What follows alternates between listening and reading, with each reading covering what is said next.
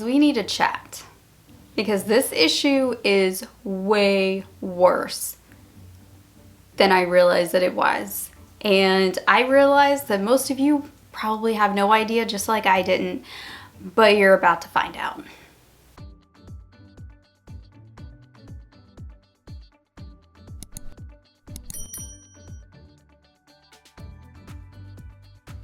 Hey guys, it's Mandy, the Handmade Homeschooler here, and we're gonna have a little chat about books, but not in the way that you're going to think.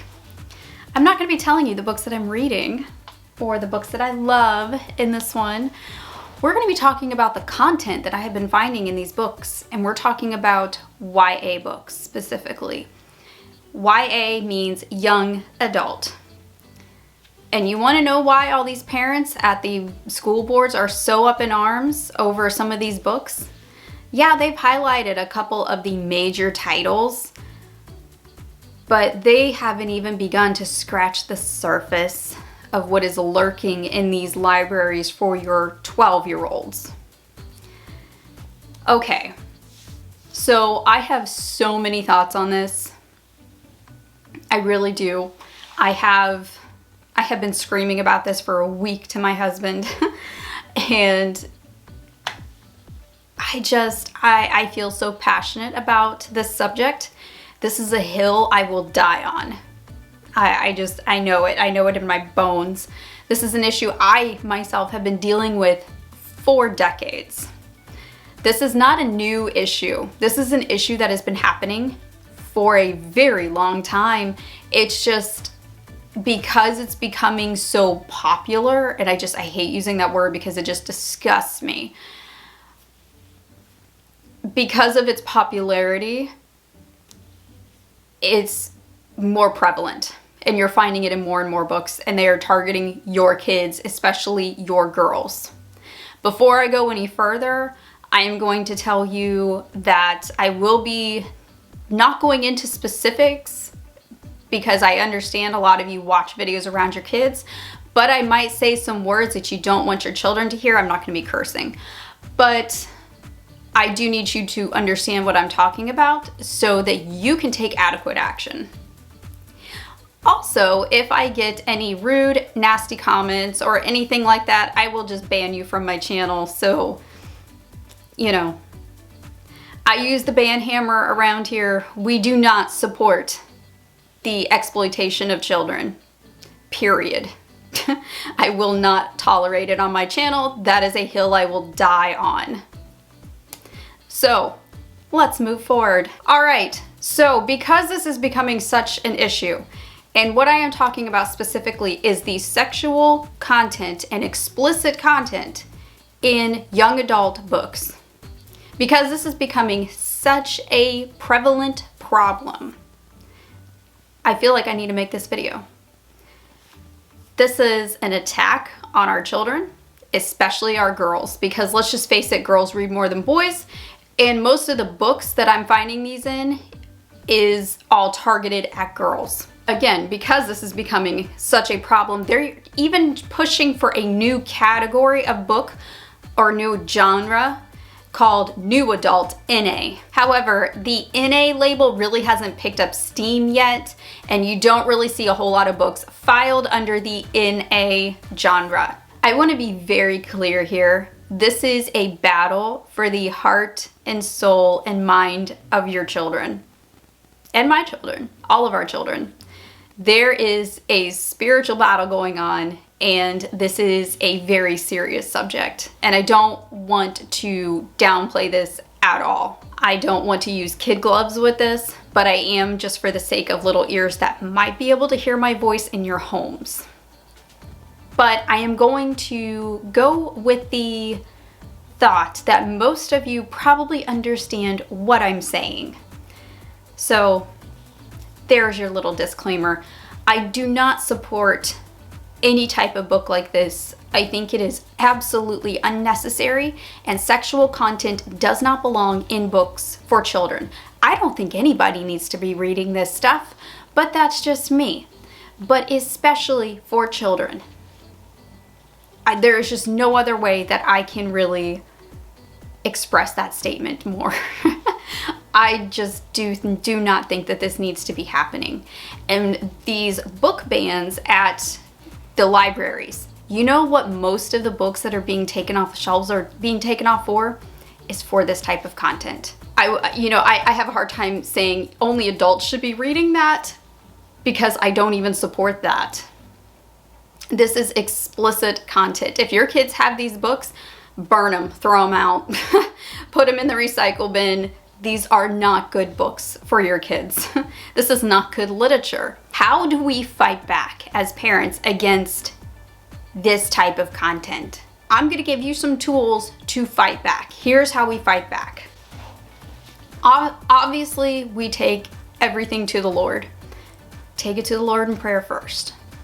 And then here's some proactive things that you can do. Here's some tools for your tool belt, because I am in Christian booktuber, bookstagrammer world, and it's even hard for me to find books without explicit content. So I've got a list of things for you to do. So first, you need to know the lingo. Now, these phrases change over time.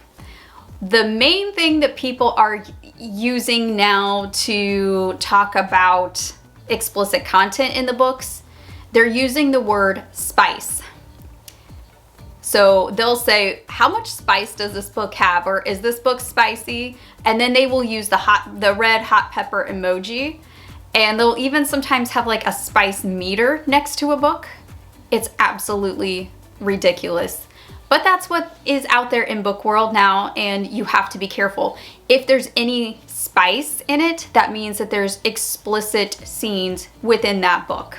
I looked up a YA book yesterday, okay? The most popular book that's out there right now.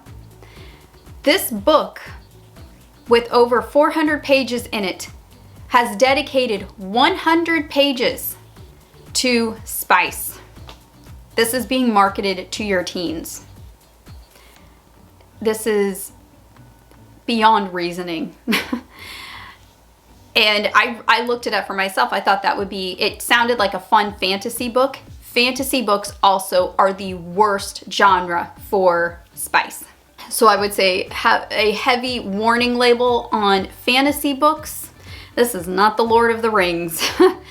And honestly, the Lord of the Rings proves that you can write a good story without any type of spice in it. Just saying. Okay, so now that you know the lingo, here's what you do. Look up the author. Most authors today have an Instagram, and that's typically where authors hang out. There's a really easy way to tell what worldview you're looking at. Most of the time, you can tell, do they have pronouns in their bio?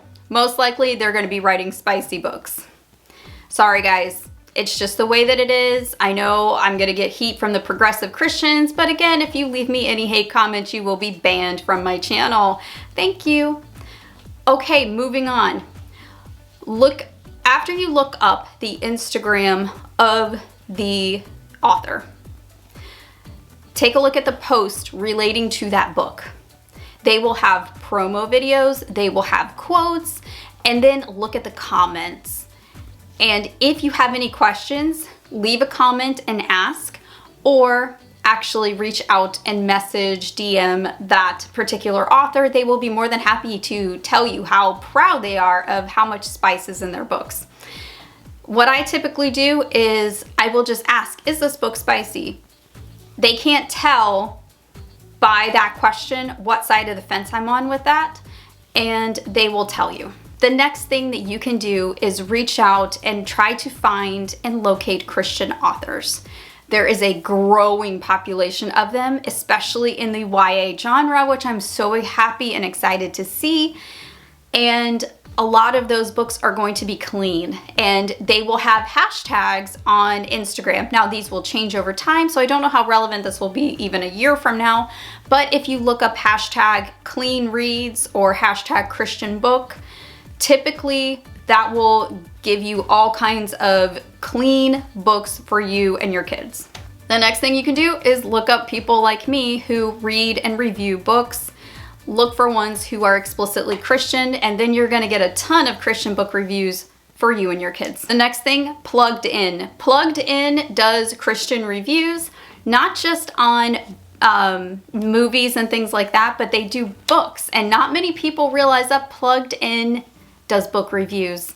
They have books from years past, and they have books that have just come out. So they will tell you anything from explicit material to LGBT content to the plot line. Yes, you will get spoilers, but I would rather have a spoiler than, not be aware of something that's in it and totally get blindsided when I buy the book. So check out Plugged In. It will give you an instant, very fast review of the book, and then you can say to your kids, yeah, you can have that one, or there's absolutely no way that's coming into my house. The next thing I suggest is a couple different publishing companies that put out Christian books for kids, teens, and adults. Now, I typically stick within this little range because I know what I'm going to get is going to be good, clean material, but you might want to branch out, of course, and try to find others. Just remember, if you go to Amazon, sometimes you just don't know until you read it. So, just a warning there for Amazon books. But with the different publishing companies that I like to stick to, Cannonball Books is a offset of Canon Press, and they do books for kids. They're always putting out new kid books. Love Christine Cohen. She puts out fantastic YA books for teen girls and fantasy books. Those are some great ones. And then also Canon Press. You can find tons of books on Canon Press that will be solid Christian resources. Bethany House is one of my new favorites. I love Bethany House. They have some of the best books, and some of my very new favorites have actually come from Bethany House. So check out those books. Those are great, especially for Christian adult women. Love those books. I'm reading one right now, and it is so good, by Jamie Jo Wright. I would also suggest looking up companies like Generations and Christian homeschooling companies who might have book lists or who sell a ton of books for kids, like novels and things like that. Take your book list from that and then say, these are the approved books. And just go down the list. What are some books that look like something my kids would like? That's a great place to start too. I have done that for years because I didn't have to pre-read the books, and I could just look on this list and, buy the ones that were on the book list for the company, for their language arts section, and boom, I have a library of clean Christian content. All right, so hopefully this gave you guys some proactive things to do instead of just ranting about the issue. I don't like to just rant about something. I like to offer solutions. This is the solution for right now. Until this is ever out of our libraries and out of these school systems, which, let's just face it, it probably won't be. We have to be proactive, and we have to do things as parents to offset this and to protect our kids.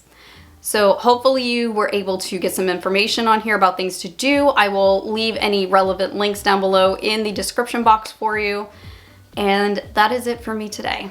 Thanks for hanging out with me, and I will see you next time. Happy homeschooling.